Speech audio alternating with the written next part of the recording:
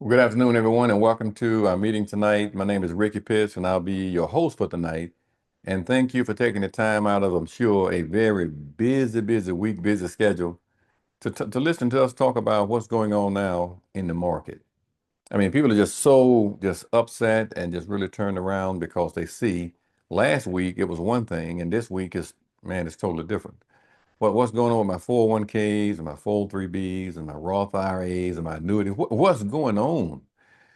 And should I stay with it or should I abandon ship? Tonight we're gonna deal with some fundamentals.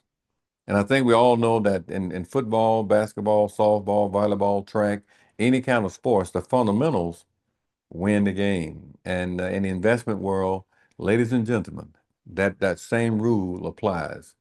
So let's just jump right in. Uh, the thing is, why now? This is the question. Why now is always a great time to invest? And why is now such a outstanding? Now could be in a bull market, and now could be in a bear market. It's whenever now is, it's a good time to invest. I want to show you something that Sir John Templeton said, a quote that he said: "Bull markets are born on pessimism, grow on skepticism, mature on optimism, and die on euphoria." Now I want to veer from the presentation and take a minute, just a few minutes, and do an interpretation of that quote. We're just going to break it down in layman terms. Bull markets born on pessimism. Bull markets, when prices go up and investors feel good, usually start right after a tough time. And this is when prices have dropped a lot and investors are usually not feeling optimistic about the market or specific things. Now, that's a real emotional move. And the market, in a real sense, moves and shifts on emotion. Let's look at the next part of that quote. Grow on skepticism. As the market starts to bounce back from the initial gloom, people are still a bit weary. Investors are hesitant and might not believe that the market rally will last. But even though they're still skeptical, the market keeps going up as more and more people see the chances and start investing.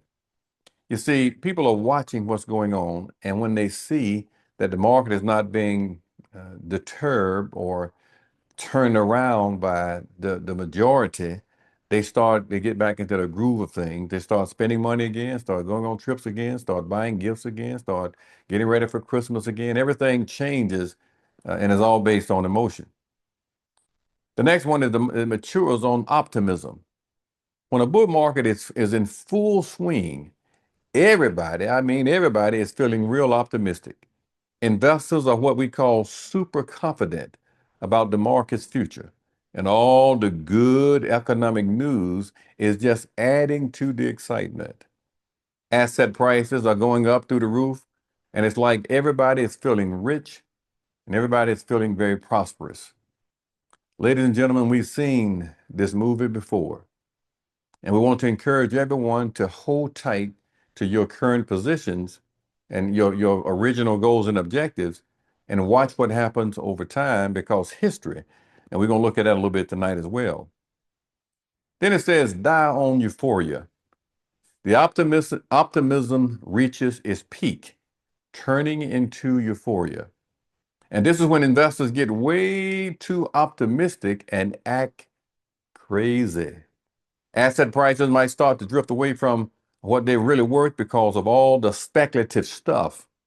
And during this happy time, markets are usually at their weakest because too much optimism can cause a sudden and steep drop or even a crash.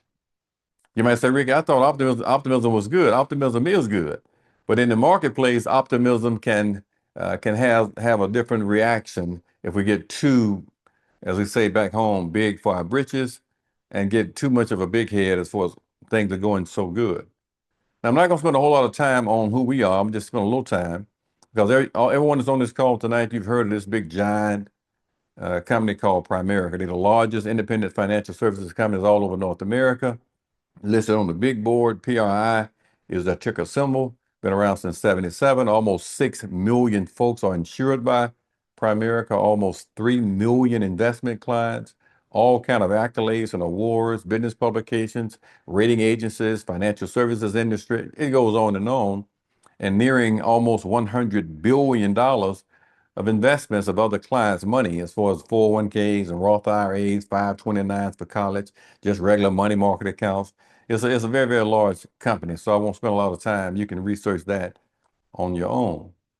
But I want to show you what we're going to talk about tonight a little bit. It's not going to be a long meeting, but market cycles and historical perspective, proven investment fundamentals, investment solutions.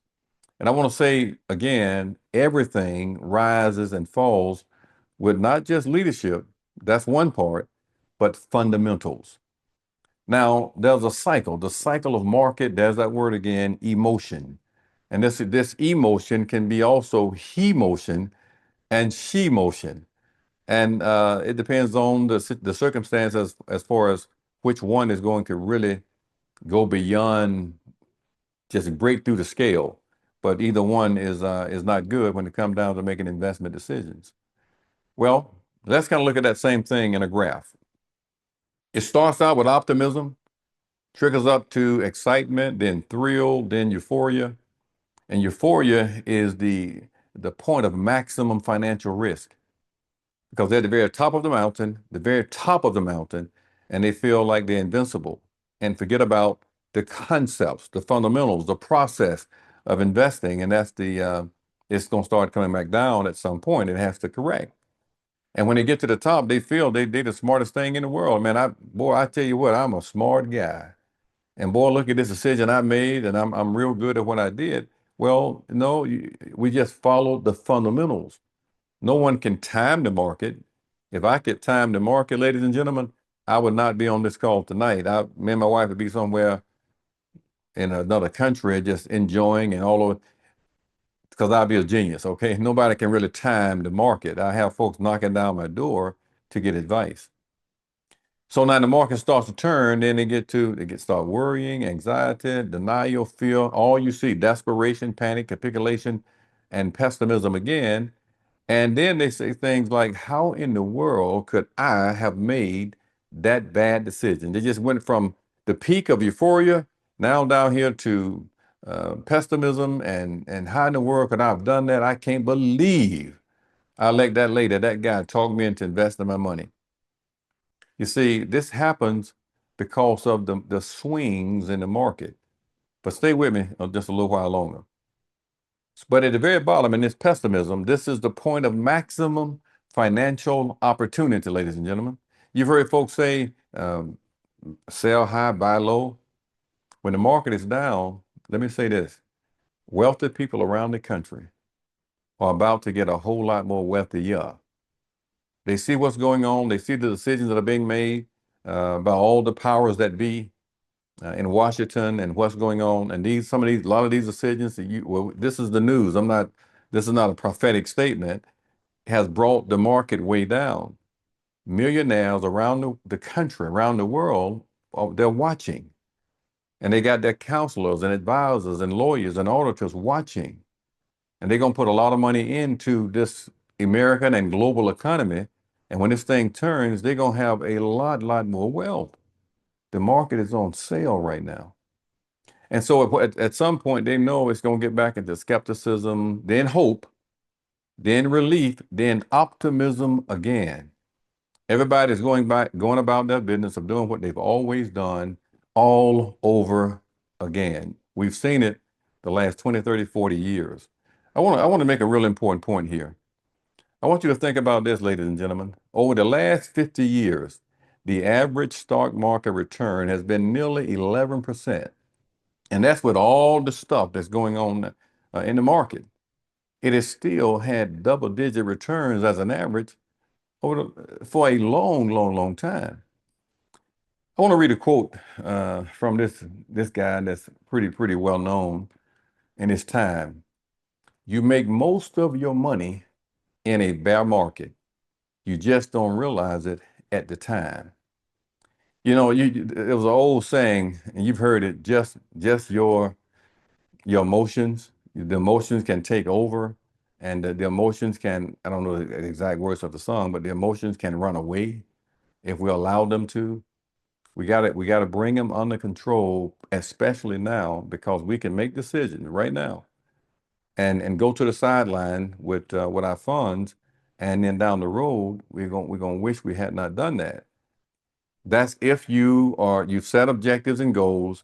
Those objectives and goals are still the same. Now, if they've changed, that's a whole nother thing. But the goals and objectives are still the same that was set 3, 4, 5, 6, 7, 8, 9, 10 years ago. Stay with it. Give it time. Let me give you an example. History is a great teacher. If we go back to 2001, when at the end of a bear market, that 1 year return was a negative 11% the next year. 5 years, it was 49%. 5 year annualized was an average of 8%. Come down to 2008. We all remember 2008 because, I mean, everybody was panicking. I mean, people just, I mean, really at a whole nother level of panic because they saw that their portfolios dropped 30, 40, 50% in some cases. But look at what happened shortly thereafter. 1 year return after this, at the end of this bear market, was a 49% return. 5 year return was 164 plus 164%, and the annualized return was a plus 21%, ladies and gentlemen. You see, we just got to be willing to stay with it and to weather the storm, because down the road we're going to be glad, because stormy times don't last always. Drive through the storm and there's a sun shining on the other side, and that same rule applies in the investment world as well. Now let's take a look at 5 investors. These 5 people that I'm going to tell you about right here, all 5 put in $2,000 or $10,000 at the end of the 2008 problems, right around 2009. They put in 10 grand. And look at what happened after that very next year. The money went down to $5,818. Well, that first guy, he said, look, I'm done with this. I'm done. He took it all out. Well, he walked away. He put in 10, walked away with 5,818. The next guy says, what I'm going to do, I'm going to put mine in a money market account. I'm not going to add anything else to it. I'm just going to take it out, put it in a money market account. His went to 6,538. And this is in about 13, 14 years after that market downturn, and they got through that rough spot in 2008, 2009. The third one said, I'm going to hold on to it. I'm just going to hold on to it. I'm not going to add anything else to it. I'm going to leave it where it is. That 10,000 not only came back and roared back, it went to over $50,000. He didn't add anything else to it. He let it stay there and allowed the market to do its work, which was to come back in a period of time. The third one says, what I'm going to do, I'm going to put all that money in a money market account. This is the fourth one, but I'm going to add 583 per month to it. I'm going to put aside 7,000 a year. I'm going to take it all out, put it on the sidelines in a money market, but I'm going to add to it every month. Look at what happens. It grew to $120,000. However, he put 109,000 in out of his own pocket. So he didn't make but about $10,000. But let's look at the last guy. The last guy, investor 5, stayed true to his or her original investment objective. Long term, I want to grow this money. I understand volatility is part of the process, but I also have history on my side. We're going to look at that in a moment. They left the money in the market and they added 583 per month to it. Over that same period of time, they got $349,000. Ladies and gentlemen, when we make rash decisions, when it comes down to our future and investing for not just our future, but the future of the next generation, there are consequences, and those consequences are generally an opportunity loss. We don't have nowhere near what we could have had and should have had. Now, it's important also to remember the 3 Ds of investing. Now, this is critical right here. Number 1 is dollar cost averaging. What are we saying right here? We're going to look at this in a moment as well. When the market is up, you're putting aside a certain amount of money every single month, whether it be $50 a month, $100 a month, $500 a month, whatever that monthly amount is, just like clockwork. The next important one, D, is discipline. Now, this part right here is absolutely critical because if we take the monies out of the market during the best performing times, it could have a dramatic effect on the bottom line and your average return over time. It's just those few great times during those years that we don't want to miss. So discipline to stay in becomes gravely important, and that we keep our minds on the prize, on the goal, and keep the main thing the main thing. And it's easy for that to leave that mindset when there's such an emotional roller coaster going on out here in the marketplace, and you're hearing all these different announcements, and we're going to do this, we're going to do this, and do that, and the market is reacting. So, but we've been here before. We're going to take a look at that in a moment. The third one is diversification. Now we've heard it say as a child, don't put all your eggs where? That's right, in one basket. If you drop that one basket, we got yolk all over our hands. So the objective is to spread it out. Well, the same rule applies in a more, I guess, sophisticated way in the investment world as well. Here's what Warren Buffett said. Warren Buffett said this: bad news is an investor's best friend. It lets you buy a slice of America's future at a marked down price. Warren Buffett, I think he's worth, I don't know, a little bit under $200 billion is his net worth, under 200 billion. Let's say between 150 and $200 billion. Google it just to confirm that. But anything north of 100 billion is a whole lot of money.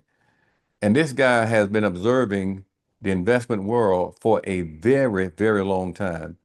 And he's like the oracle in the investment world. And so he gives very good advice and makes very good quotes that have made a lot of people very wealthy.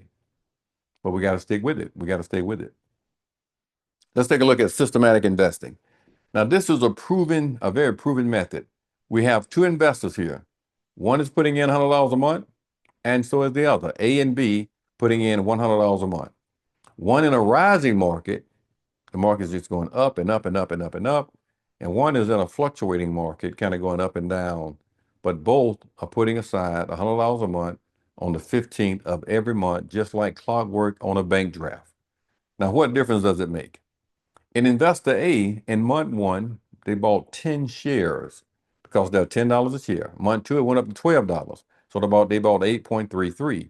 Month three, 14, they bought 7.14 shares. Month four, $16 a share, they bought 6.25. Five, $18 a share, they bought 5.56. And in month six, it went up to $20 a share, and they bought 5 shares. So they got 42 altogether. Now one might say, man, that's a good deal. I mean, it's going up and up and up and up. I mean, this is what I want to do, right? Right. Isn't that what I want to do? Well, let's stay with me. Stay with me for a little longer. Investor B is investing in a fluctuating market. Month one, they bought this $10 a share, so they bought 10 shares. Month two, it dropped to $7 a share. They bought 14.29. Fast forward to month six, $10 a share, they bought 10 shares. Altogether, they got 126 versus the top guy has 42. 126 shares at $10 a share is more than 42 at $20 a share. And they end up paying less per share. And the first guy, A, let's say Mr. A, he paid $14.19 per share on an average. Mr. B or Mrs. B paid $4.76 per share on average. You see, systematic investing wins every time when you're doing it in a bear market, in a bull market, and particularly in a fluctuating market. And so when you decide, any of us decide, I want to be real redundant on this, on an objective, whether it be retirement, whether it be putting money back for a down payment on a home, whether it be planning for a child's college, a 529 or a Coverdale, whatever the objectives are, And the time limit is stay with it. Don't it's what like Nick Saban said when he was coaching. Don't look at the time clock. He said he told the guys, just do your job. Just play the game. Just embrace the process. Well, 7 rings later, you see he was well, it was correct. I want to say this to invest, we should invest with our heads, not the headlines. Now, what you're seeing here is a chart of the S&P 5 and all the up and downs that took place during this period of time. And it was a lot of this 30-year period of time, a lot of ups and downs, but they stayed with it. And the market averaged over 10.14% during all these ups and downs over the previous 30 years. Now let's pull out some of those ups and downs and see if you're familiar with some of these things that happened during that 30-year period of time. I'm not going to look at all of them, just let's look at some of them. I'm sure you're familiar with 1994 when they had this interest rate hike. Interest rate went through the roof. Well, that affected the market, and the market kept on doing what it did. You've heard the budget crisis back in 1996. The market just went haywire. And folks are, oh my goodness, it's time for me to get up out of here. But those that understood stayed in there, and in the long run, they still won. You recall back in 2000, this tech bubble, and the market went way down. You recall in 2001, the terrorist attack. How can we forget that? This is 2025. That was in 2001. As bad as that was, you know what happened? That time passed on by, the market readjusted, emotions came under control, and the market went back up again. As bad as that was, as people readjusted and went back to work and started transacting things again. You recall back in 2002, the accounting scandal. And folks are saying, I can't trust nobody. I mean, if I can't trust this big old firm here, how in the world can I trust this little firm over here? I don't know what to do. And in a period of time, they realized that all firms are not that way. They realized that they got compliance and accountability and checkpoints and auditors and all this in place to prevent that from happening. Public confidence went up again. They started investing again, and the market started doing good again. And you recall back in, oh my goodness, 2005, Katrina. Who can forget? I'm sorry, 15. Who can forget Katrina in 2000? Man, that was all over the news. It was a real sad, vivid picture of what happened when the levees broke, when many were not prepared for what happened in the city. And it hurt a lot of people, a lot of folks. But what happened in a short period of time? People reorganized, people regrouped. Some moved to Texas, moved to Mississippi, moved to Alabama, moved to different around the country, and they began again. Many rebuilt again, and the market went back up again. If you recall, also back in 2017, we had a mortgage crisis, and it was a terrible, terrible, terrible crisis. You recall also in 2000, well, this is 2014. I'm mixing some of these years up here, but it was Ebola, an outbreak. Everybody was afraid, man, should I even go outside the door? Should I even touch the doorknob? Should I shake anybody's hand? Should I look anybody? Should I cover my entire head? Should I put on a spacesuit? What's going on here? I mean, the market just affected in a big time way. And you got Equifax. That was a terrible thing that took place when the data breach. Then you had COVID. Man, when COVID happened, it just shut the country and many parts of the world down. You looked at California, Atlanta, with all the busy traffic. It looked like a ghost town. It looked spooky. And folks were really worried and high anxiety for a period of time. And they couldn't wait to pull that mask off and get back to work again. And the world opened back up again. And the market still did good. I want to make a case here tonight that it's always a good time. Then what just happened recently, it's 2022, Russia invades Ukraine. And that caused a lot of problems and worries and concerns. Now is the time, ladies and gentlemen. Don't get out of the market. Stay with it. And also, let me just talk a little bit as I get ready to bring this to a close now about diversification. Not putting all your eggs where? In one basket. Now, we can't time the market. Now, what you see right here, how this is a time-tested principle. We got 5 different stocks here. We got small stocks, international stocks, we got large stocks, we got 30-day T-bills, and then long-term government bonds. And some folks, well, man, I'm gonna put all mine in the government. Well, I don't know if you want to do that right now, okay? I'm gonna put all mine in these big blue chip companies, the Walmarts of the world. You see, I'm gonna put all mine in these small cap companies. It's got potential for great growth, and all the research says that company right there is gonna be the next Apple, the next Google, the next whatever it may be. Diversification, though, rules the day. It wins. Now let's pull out one company, one group. Let's pull out small caps. Small cap companies are up sometimes, down sometimes. Let's pull out another company. Let's pull out international stocks. Up sometimes, down sometimes. Well, let's pull out the large cap, the Walmarts of the world. Up sometimes, down sometimes. Let's pick out long-term government bonds. And we say back home, the government. The government up sometimes, down sometimes. And let's look at 30-day T-bills. You said, Ricky, I didn't lose any money at all at no time with my T-bills. No, you didn't, but you didn't make any either. All right. So it depends on the objective, all right? I'm not being sarcastic here. I am saying we've really got to think about not just what we set for our personal objective, but what we've set for our family objectives. Generational wealth, legacy is also very, very important. Now let's talk a little bit about putting aside $500 a month and the different areas you can put that money in, and the different rates of return in terms of tax status. If I put aside $500 a month and pay taxes on on the earnings every year, get a 1099, I'm going to have a certain return at the end of that period of time. In 20 years, that's like $205,000. If I put that same money aside and the taxes on my earnings are deferred, let's call that a Roth IRA. I'm not paying any taxes on any of the earnings. And let's say I'm averaging a 9% rate of return. Look at this. That's 260, that's 55 more $1,000.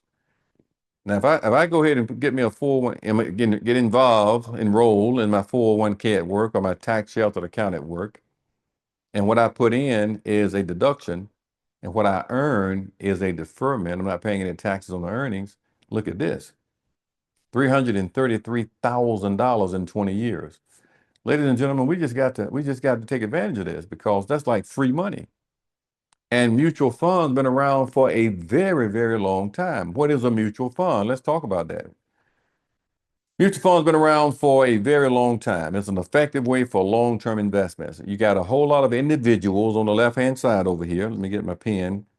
I hope it writes here. Well, no, it's not right there. But anyway, on the left-hand side, you got a whole group of people, individuals.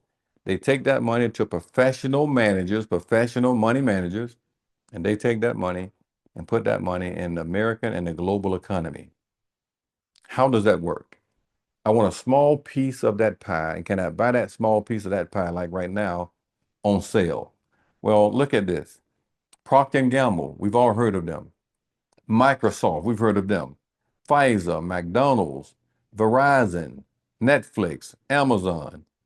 And we have a chance to get a small piece of these big, giant companies for a small fraction. And over a period of time, we get our proportionate share of the growth. We cannot compete. We cannot grow putting our money in the banks for the long term. And I'm going to close on these last 2 pages here. Mutual funds earn money in 3 different ways: dividends, capital gains, and asset appreciation. And then right here, 5 great reasons to own mutual funds. I want to emphasize own, because we own a piece of this American pie, and in many cases, this global pie.